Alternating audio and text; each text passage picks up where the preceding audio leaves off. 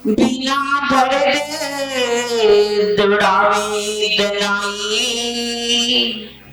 सो पड़े खाली मकान। इश्क नाही स्वरूप बिना, तो ए क्यों कहिए ईमान, तो ए क्यों कहिए ईमान। बिना दर्द दुड़ावे दनाई।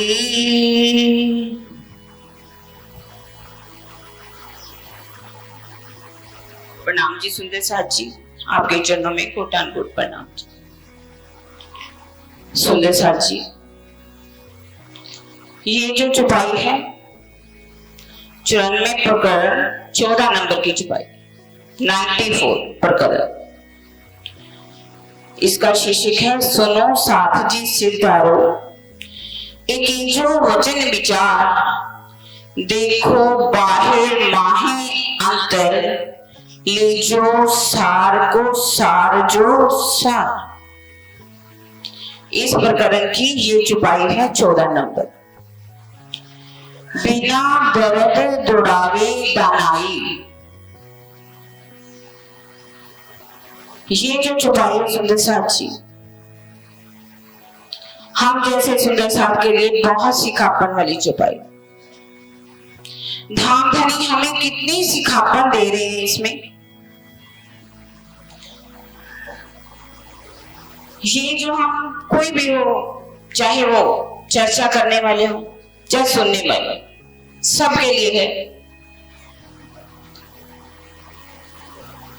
जो बिना दर्द दुड़ावे बनाई, दर्द क्या है? क्या हमें देखना है हमारे अंदर धनी का दर्द है, या हम बिना दर्द ही अपनी चतुराई से चर्चा सुनाते हैं या सुनते हैं?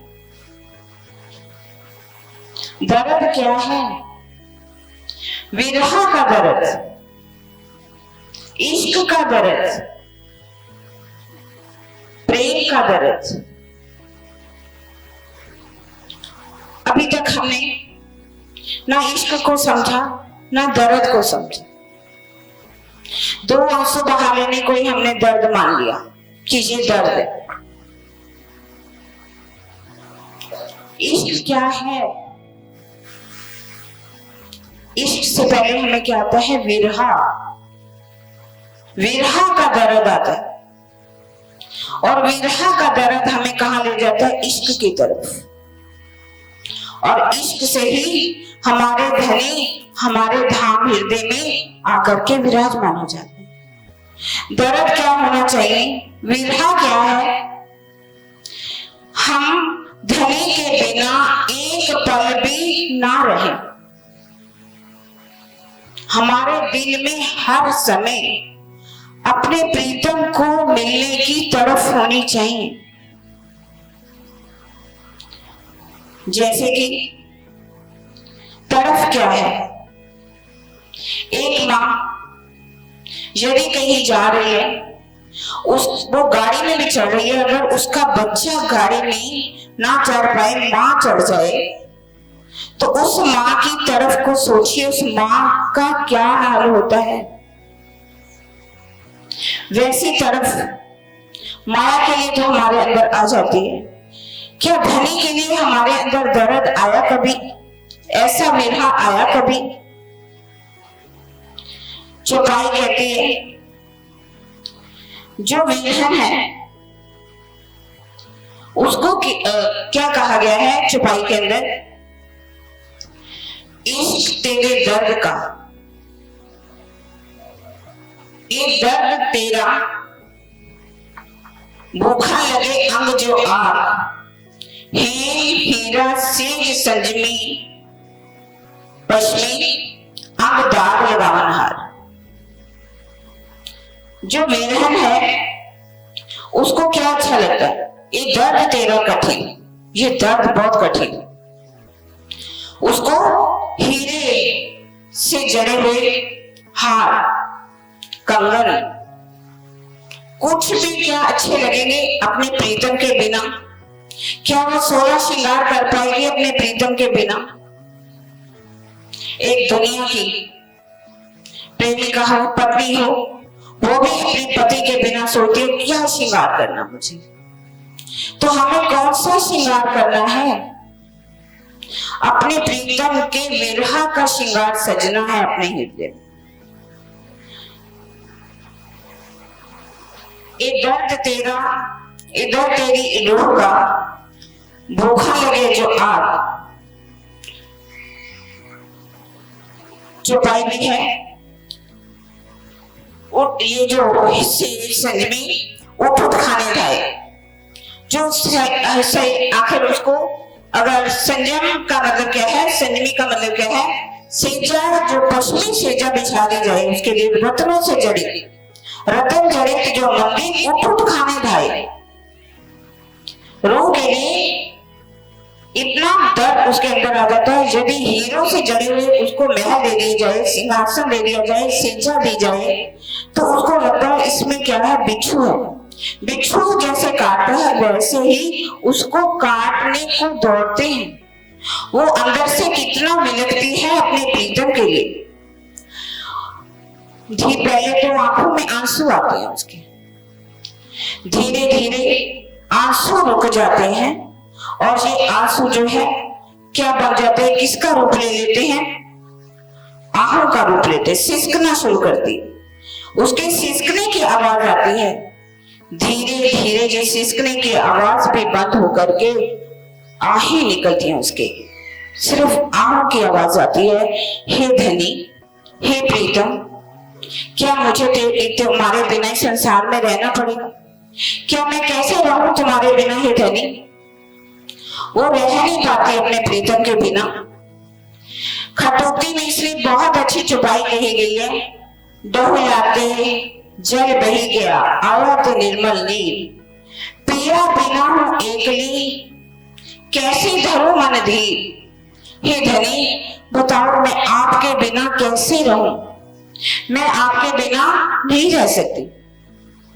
ये तो है जो विरहीन है, वो दर्द के बिना कैसे दिखाई देती है, बिना खाली मकान के, जैसे खाली मकान में कोई रहने वाला ना हो। बहुत सुंदर महल बन जाए लेकिन उसमें रहने वाला नहीं है। हम भी अपनी सेजा को कहते हैं हमने बिछाया, लेकिन इस सेजा पर अपने धनी को अगर विराजमान नहीं किया तो उसके लिए ये कहा गया है, तो वो खाली मकान की तरह है। अब कह रहे हैं, मान लीजिए ये कह रहे हैं कि बिना दर्द, बिना दर्द का मतलब है धनी हमारी सेजा पर नहीं आए तो हमारा हाल कैसा होना चाहिए? हम बिना दर्द के अगर आज कुछ बोलते हैं, वाक चतुराई दिखाते हैं, आज सब क्या है, चतुराई, शब्दों की चतुराई तो सबके अंदर आ गई, बहुत अच्छी चर्चा कर लेते हैं, बहुत प्यारे बोलते हैं, बातें करते हैं, सबको अच्छी भी लगती है, माधुर्यता से भरी भी होती हैं बातें, लेकिन वास्तव में अंदर से रूह देखती है कि ये जो मैं बोल रही हूं, ये जो मैं सुना रही हूं, क्या वास्तव में ये दर्द मेरे अंदर है या सिर्फ मेरी शब्दों की चतुराई है? ये बोलने वाले को, सुनाने वाले को, सुनने वाले को सब पता। और आज हम कुछ बोलते भी हैं तो किसके लिए बोलते? क्योंकि सबके अंदर क्या भरी हुई है, लोकेशना, तृष्णा की आंधी सबके हृदय में चल रही। क्योंकि अगर विरह होगा तो उसको कुछ नहीं चाहिए, लोकेशना नहीं चाहिए। वो कहती है, आंधी आई विरह की, जिन देव ब्रह्मांड उड़ाए, विरहीन गिरी से उठ ना सके, मूल अंकुर रेहो भराए।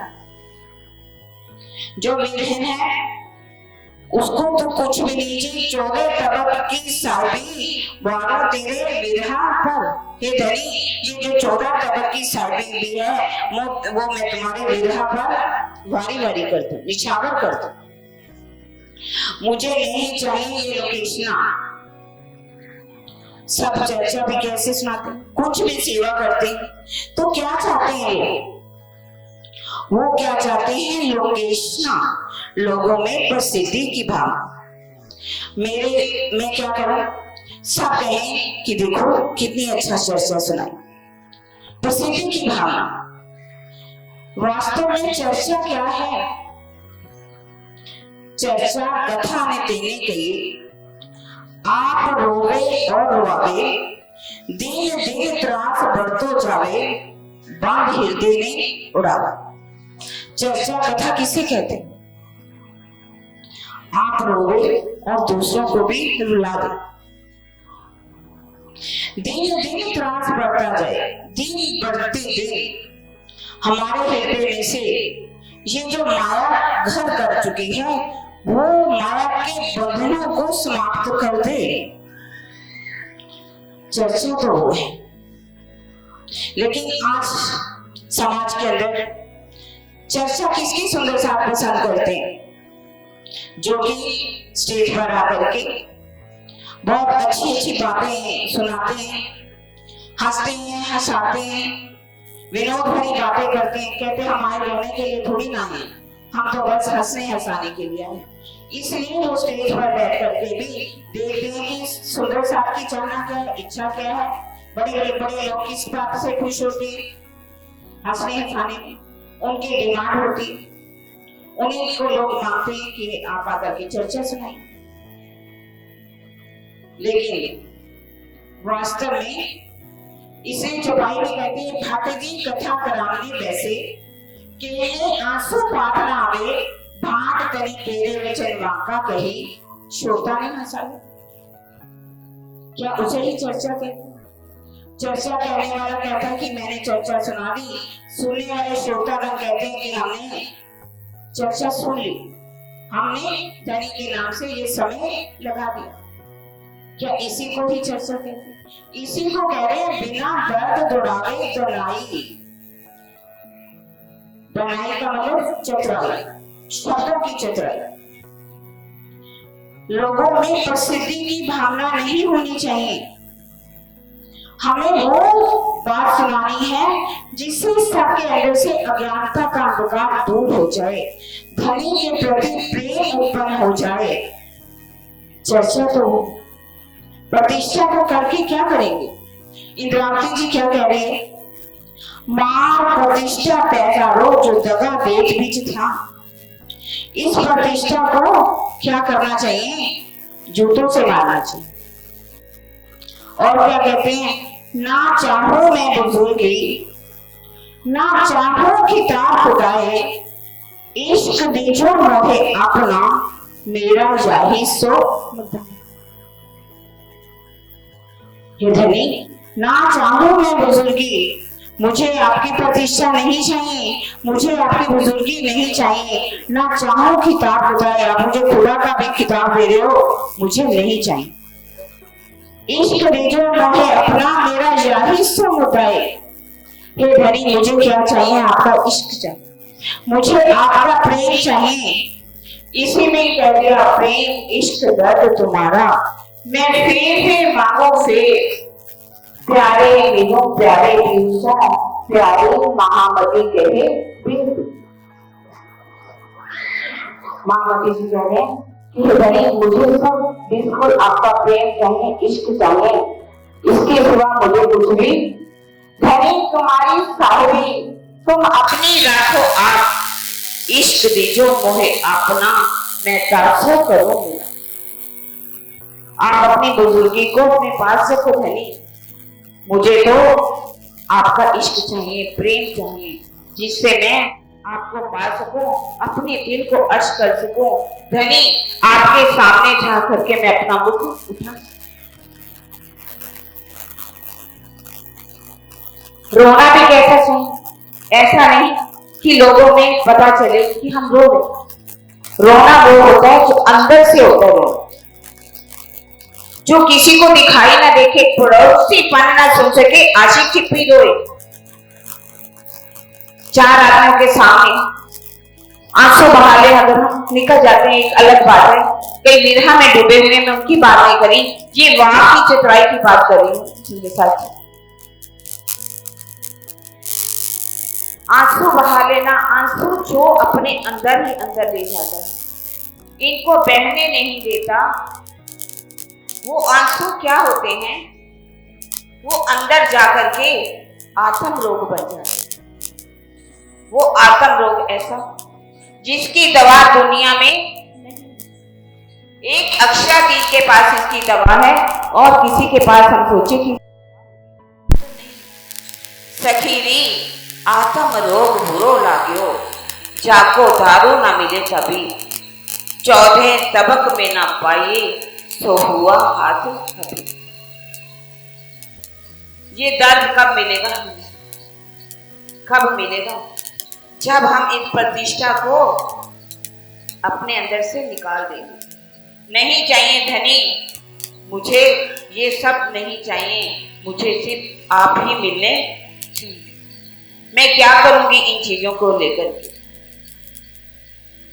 ये गुनाह है। देवचंद्र जी के ऊपर भी गुनाह लग गया। उन्होंने क्या कह दिया कि जागनी मुझसे करवाई। उन्होंने भी पातियां लिख लिख करके धनी को भेजी। यो नत्तर पातियां लिखियां धाम धनी पर, तब सैया हम भी लिखी, तब नेक न देख। कहाँ है सुंदर बाई यानी देवचंद्र जी की तन में श्यामा जी अपनी चाहना कर रही हैं, इच्छा कर रही हैं कि हे धनी आप मुझसे जागनी करवाइए। और एक इंद्रावती जी की आत्मा महामती जी क्या कर रही है? मांगत हूं मेरे दूल्हा, मन कर करम वचन, ए जिन तुम खाली करो मैं अर्ज करूं। वित्तेषणा की बात आगे कर रहे हैं। वित्तेषणा आज बहुत से महानुभाव चर्चा करने जाते हैं, कई जगह पर बीता करते हैं, कहीं पर चर्चा सुनाते हैं, पहले ही वित्त की इच्छा कर लेते हैं। हमें धनी ने पहचान करवा दी। हमारा कार्य होना चाहिए सुंदर साथ की आत्म जागृति, उनमें दर्द भरना, प्रेम भरना, वित्त की चाहना करना। उदर कारण बेचे धनी को, बूढ़ो यही पायो मुझ रोजगार, मारते मुखों पर ले जासी जमद्वार। इसकी चाहना कभी भी नहीं करनी चाहिए। धनी के सामने क्या कहेंगे कि माया के लिए हमने चर्चा सुनाई। हाँ, जो सुंदर साथ सेवा देते हैं वो अपने आत्म कल्याण के लिए देते हैं, लेकिन देने वालों को भी सोचना चाहिए कि हम सेवा कहां पर दें, कहां आत्म कल्याण के लिए ये जो सेवा दे रहे हैं वो वहां पर लग रही है, जहां किसी के अपनी शोभा के लिए लग रही है, जहां किसी की जो अपने अपने जैसे चाहना होती है, मैं यहां घूम लूं, अच्छा सा मोबाइल हो, ऐसे ऐसे तामसी सेवा कभी भी नहीं देना चाहिए। सेवा भी तामसी भी होती है, सात्विक भी होती है और राजसी भी होती है। ये सेवा आपको देख करके ही देनी चाहिए। इसी तरह से दारेशना, दारेशना का मतलब मोह। हमें किसी से भी मोह नहीं होना चाहिए। हमें धनी ने पहचान करवा दी है, मोह के लिए नहीं करनी हमने।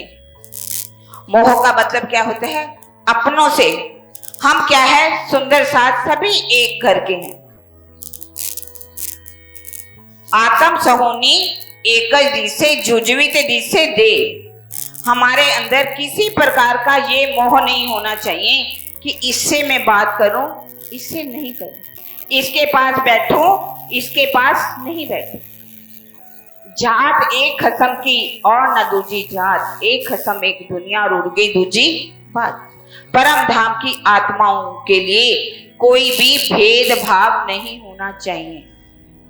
किसी को ज्यादा प्यार और किसी को कम प्यार, किसी को आगे बढ़ा देना और किसी को पीछे कर देना। नहीं सुंदर साथ जी, ये परम धाम के सुंदर साथ हैं। हम उस एक दिली में रहने वाले सुंदर साथ हैं। एक दिली की भावना हमारे अंदर होनी चाहिए। सबके प्रति प्रेम होना चाहिए, चाहे वो गुजरात हो, चाहे पंजाब हो, चाहे नेपाल हो। हमारे अंदर ऐसा कोई भी प्रांतवाद, देशवाद, कोई भी ऐसी भावना नहीं होनी चाहिए। अब कह रहे हैं, ये बता रहे हैं कि इसको प्रेम को लाने के लिए यदि हम इन प्रतिष्ठाओं को छोड़ देंगे, लोकेशना, विदेशना, दारेशना को, हम अपनी चाहनाओं को समाप्त कर देंगे, तो वो प्रेम हमारे अंदर आएगा, विरह आएगा। जब विरह आएगा तो हमारा हृदय पवित्र हो जाएगा, दिल पाक हो जाएगा। विरह से ही हमारा दिल साफ होता है। और हमारा दिल कैसा होना चाहिए? जैसा बाहर होता है, जो होवे ऐसा दिल, आदखिन पियो न्यारा नहीं माही रहे। क्योंकि बिना साफ हुए हम परम धाम में नहीं जा सकते।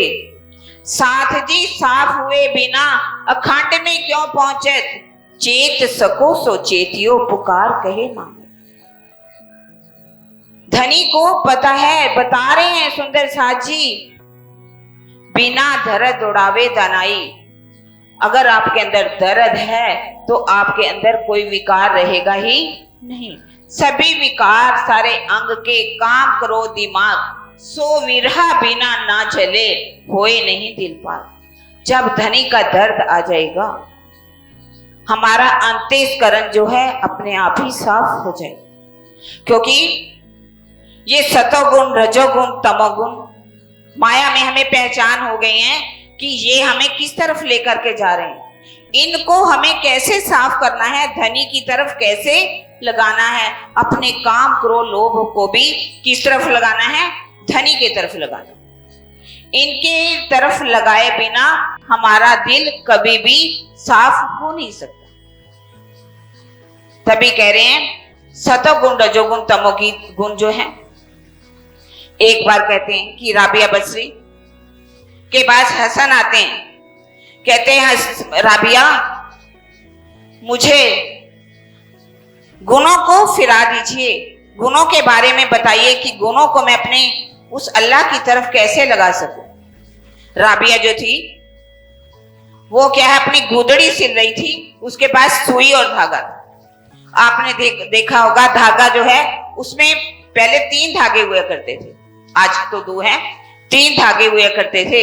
उसने समझाया कि ये जो धागा है इसमें ये 3 धागे क्या हैं, सतोगुण, रजोगुण और तमोगुण। जब इसको हम प्रेम रूपी धागे को इसमें प्रेम डालेंगे, सतोगुण, रजोगुण और तमोगुण में क्या करते हैं हम, अगर सुई में से हमने धागा निकालना है तो इसको थोड़ा सा पानी लगाते हैं और अच्छी तरह से नोक बनाते हैं और उसको सुई में से निकाल देते हैं और वो सुई में से धागा निकल जाता है। इसी तरह से ही इन सतोगुण, रजोगुण और तमोगुण में जब हम प्रेम की तरफ ले जाएंगे, सतोगुण तो है ही, तमोगुण जो है हमें विकारों की तरफ लेकर के जाता है, हमारी इंद्रियों को विकारों की तरफ लेकर के जाता है। लेकिन इन विकारों को, इन काम क्रोध को हमने अपने गुण फिराए प्रकरण के अनुसार धनी की तरफ लगा देना। जब हम धनी की तरफ इनको लगा देंगे तो ये सतोगुण भी, तमोगुण भी हमारा क्या बन जाएगा, सहायक बन जाएगा। इसी तरह से रजोगुण भी सबके अंदर है। कोई भी कहे कि रजोगुण हमारे अंदर नहीं है, रजोगुण की प्रवृत्ति आज सबके अंदर है, क्योंकि सभी इस शरीरों से जुड़े हुए, शरीरों की तरफ हमारा सबका ध्यान जाता है, कितना भी क्यों ना कर लें। रजोगुण में शरीर को सजाने की प्रवृत्ति आ जाती है, शरीर की तरफ ध्यान भी लगाते हैं तो शरीर सबसे पहले हमारे आड़े आता है, ये ब्रह्मांड आड़े आता है।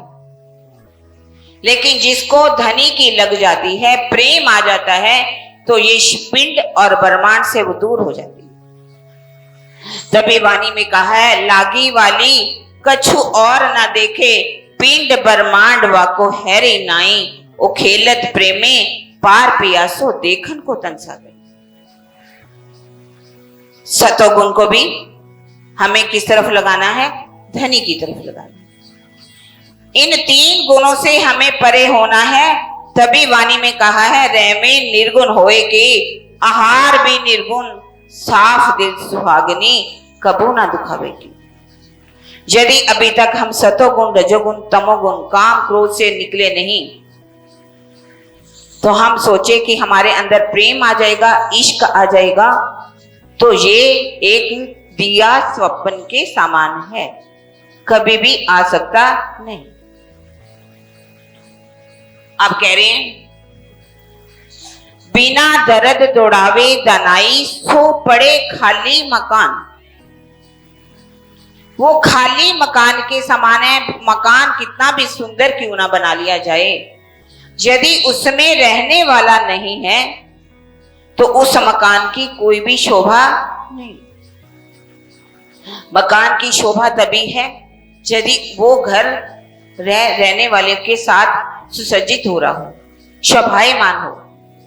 इसी तरह से ही ये जो हमारा दिल है अभी खाली है, इसमें प्रेम नहीं आया।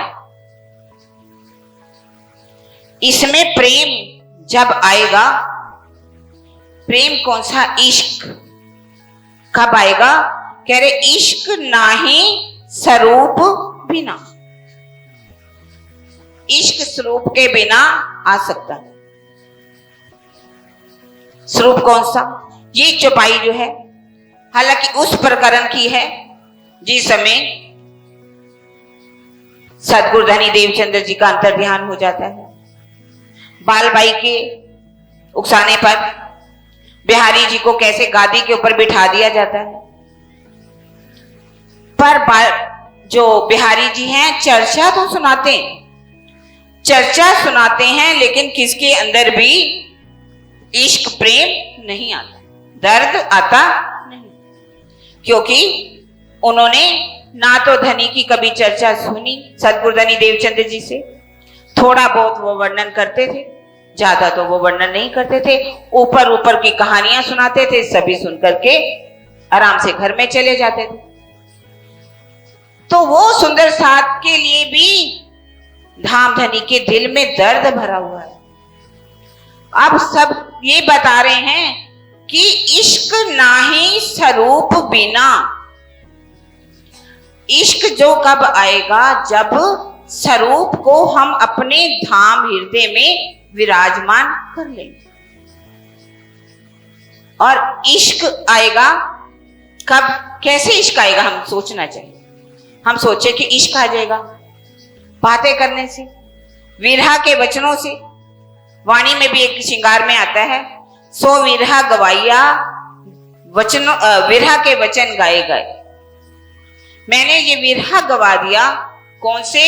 इश्क के वचन गाए, मैंने इश्क की बातें करी और रो रो करके चर्चा सुनाई, तो वो भी मेरा इश्क चला गया।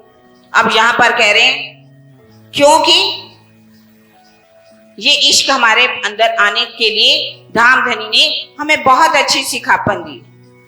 क्या कहा है कि हमें फेर फेर सुरता साधिए धनी चित सुख चैन, इश्क आए पीछे बेर नहीं खुल जात निच नैन। धनी को हम अपने धाम हृदय में बसाते नहीं, क्योंकि चौपाई भी कहती है इश्क को ये लक्षण जो नैनो पलक ना ले, दौड़े फिरे ना मिल सके अंतर नजर पिया में ले। इश्क को ये लक्षण, इश्क का लक्षण क्या है? यदि आप कह रहे हैं कि इश्क हमारे अंदर आ गया है, सब कहते हैं कि हमारे अंदर इश्क है, तो अगर इश्क है तो उसके लिए कह रहे हैं कि लक्षण क्या है उसका?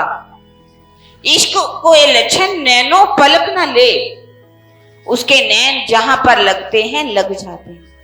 आंखें खुली हैं तो खुली हैं, अगर बंद हैं तो बंद हैं। उसको कोई सुध नहीं कि मुझे अपने आंखों को बंद करना है, मुझे खोलना है, क्यों? वो प्रीतम के प्रेम में इतना खो जाती है कि उसको किसी शरीर की सुध नहीं रहती, ब्रह्मांड की भी सुध नहीं रहती।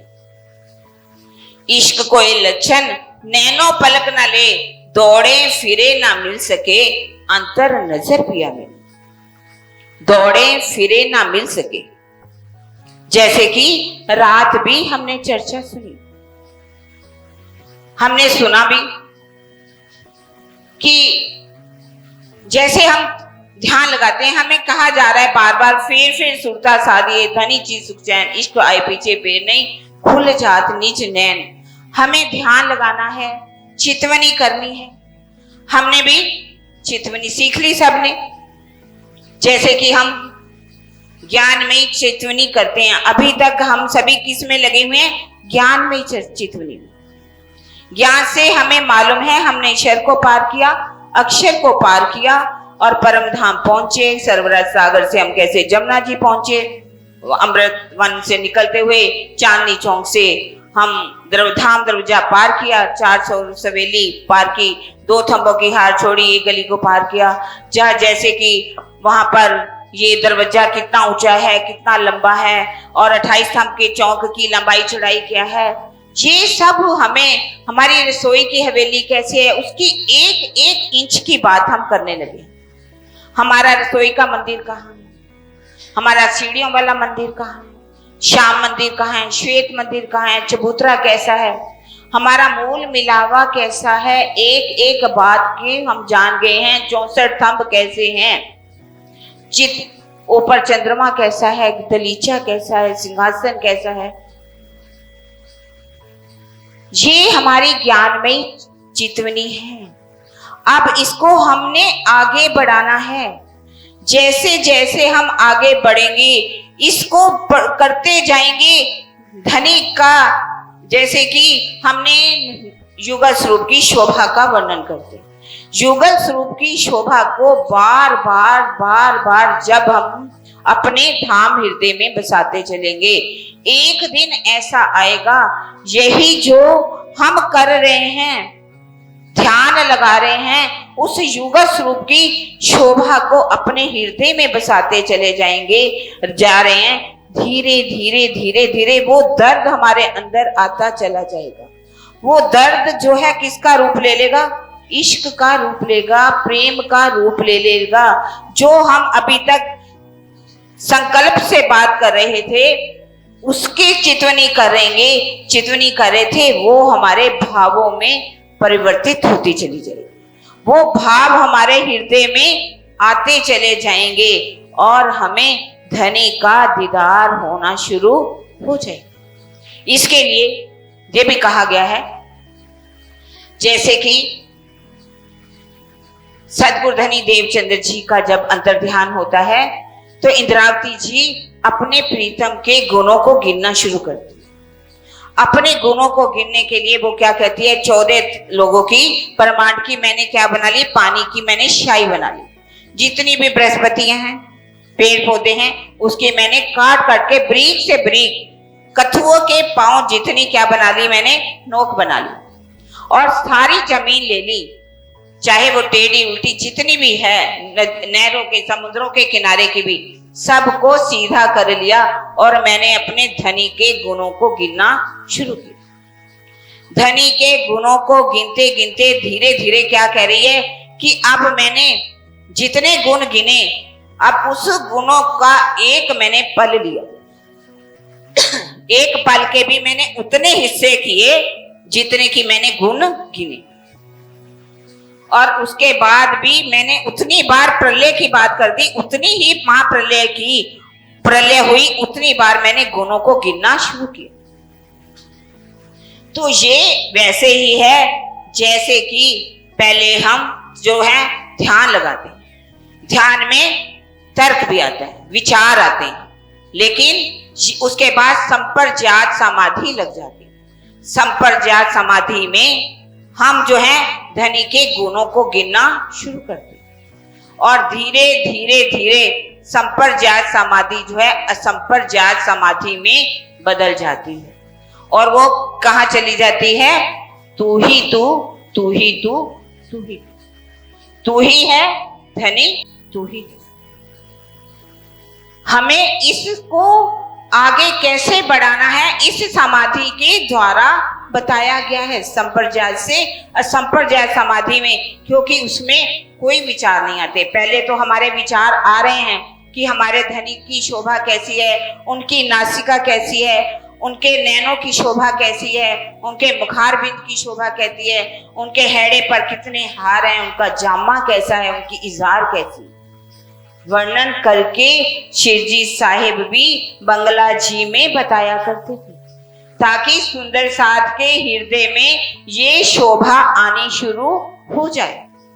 जैसे जैसे ये शोभा आनी शुरू होगी, उनको श्रृंगार किया कराया जाता था। जैसे परम धाम में श्रृंगार होता है, हक्के पाग बांधी चितराई सो पेच हाथ में ले, वो करके भी श्रृंगार करके दिखाते हैं ताकि वो शोभा हम सब रूहों के अंदर आकर के बस जाए। जैसे जैसे वो शोभा हमारे हृदय में आनी शुरू होगी तो हमारा दिल अर्श हो जाएगा, वो स्वरूप हमारे हृदय में आ जाएगा। जब तक कहते इश्क नाही स्वरूप बिना, वो स्वरूप जब तक हमारे धाम हृदय में आकर के विराजमान नहीं हो जाता, हम अपने दिल को अर्श नहीं कर लेते, तो हम कभी भी नहीं कह सकते कि हमारे अंदर इश्क आ गया। तभी तो कहा इश्क कोई लक्षण जो नैनो पलक ना ले, दौड़े फिरे ना मिल सके, अंतर नजर पिया मिले। अंतर नजर पिया मिले का मतलब क्या है कि धाम हमारे जो धनी है वो कहाँ पर विराजमान है, हमारे धाम हृदय में ही विराजमान है, कहीं नहीं है। ताला द्वार ना कुंजी खोलना, समझाए दई सबो आप, दिल अपने में हक बसे, जो जानो त्यों करो मिलाप। जैसे चाहो आप मिलाप कर सकते, मिल सकते हो धनी को, लेकिन इसके लिए हमें अपने धनी को अपने धाम हृदय में बसाना हो।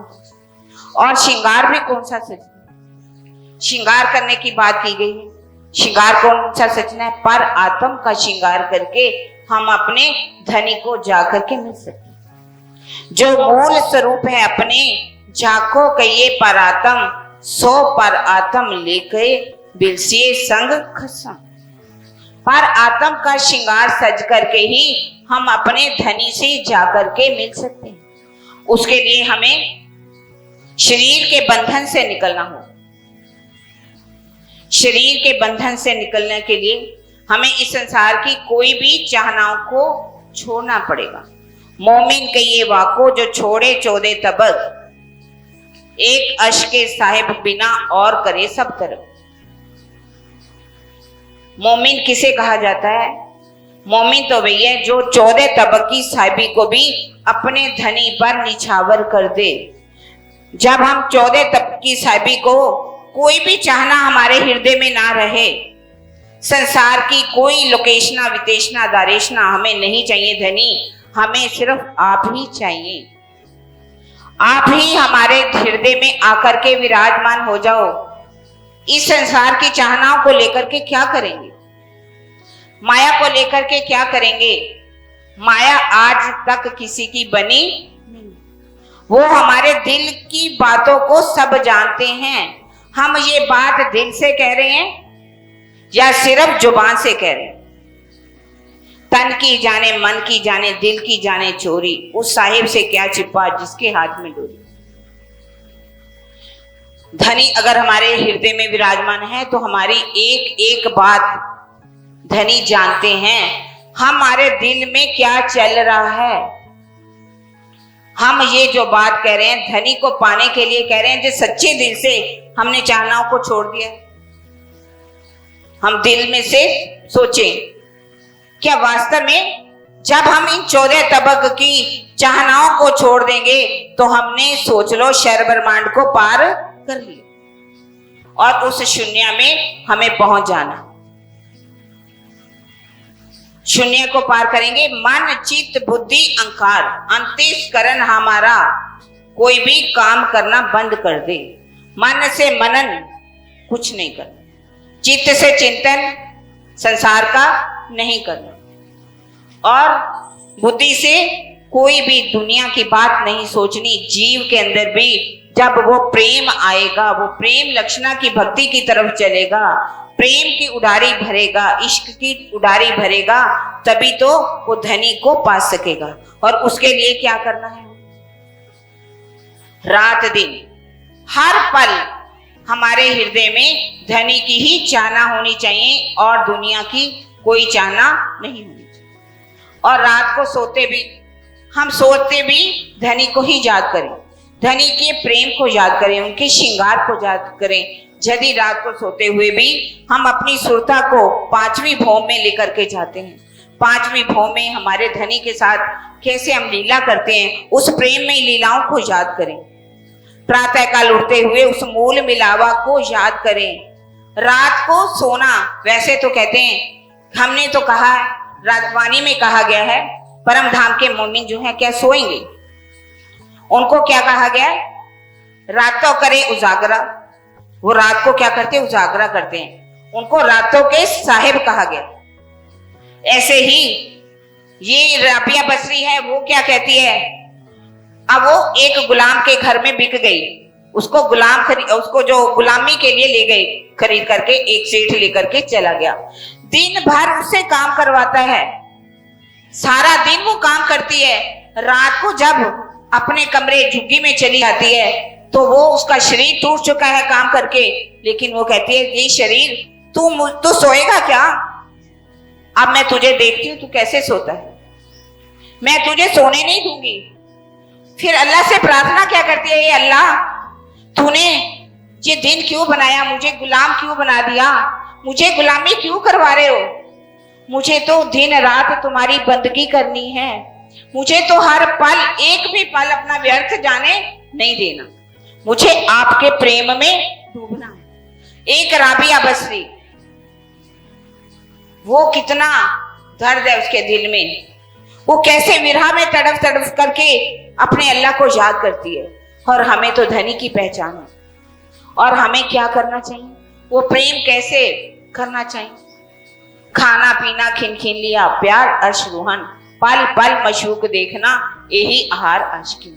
तो आगे कह रहे हैं, सो तो एक वो कहिए ईमान, तभी हम ईमान वाले कहे जाएंगे कि हमें वास्तव में धनी के ऊपर ईमान है। हमारा ईमान कितना पक्का होना चाहिए।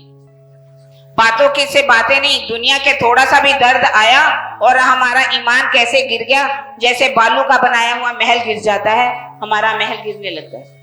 इन दुखों से बिल्कुल भी डरना नहीं है।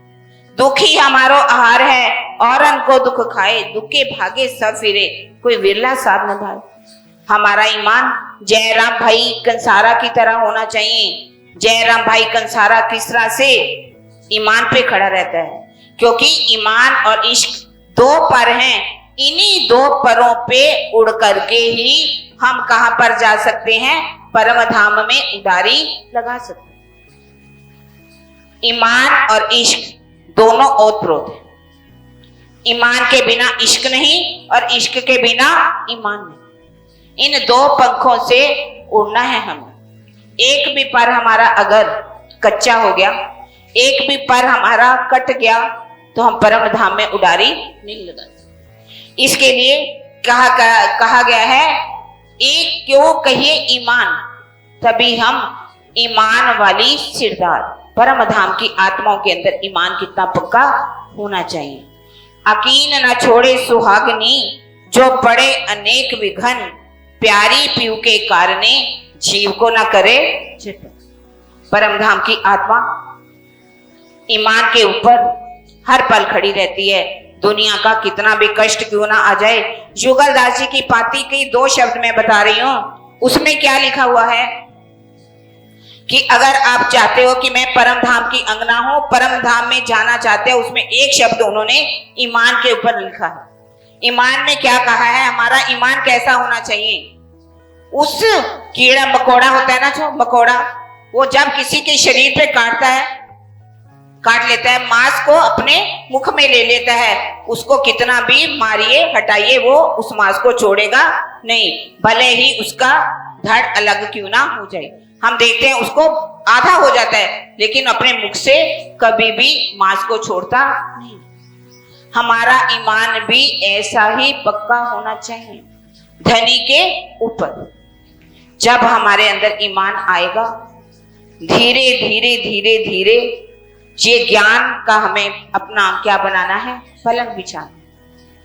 ईमान रूपी गद्दा जब हम बिछाएंगे और चद्दर श्रद्धा की बिछाएंगे और विरह के आंसुओं से उस सेजा को बना लेंगे, रुच रुच करके उस सेजा को तैयार कर लेंगे, तो धनी हमारे धाम हृदय में अवश्य ही आ जाएंगी। सुंदर साथ जी, तब हम कह सकते हैं कि अब हमारे अंदर धनी का प्रेम आ गया। जब धनी का प्रेम आ गया, ईमान आ गया, सुंदर सेजा बिछ गई, तो धाम हृदय में ही हमारे युगल का हमें दीदार होना शुरू हो जाएगा। हमारा दिल अर्श बन जाएगा और हमारा यही यहाँ पर ध्येय है कि हम अपने हृदय को अपना धाम बनाएं। जब हम ऐसा करेंगे तो हम कह सकते हैं, अर्श तुम्हारा मेरा दिल है, तुम आए करो आराम, सेज बिछाई रुच रुच के, यही तुम्हारा विश्राम, यही तुम्हारा विश्राम। अब मैं इन्हीं वचनों के साथ अपने 2 शब्दों को विराम दे रही हूं। बोलो श्री प्राणनाथ प्यारे की जय, बोलो श्री सतगुरु महाराज की जय।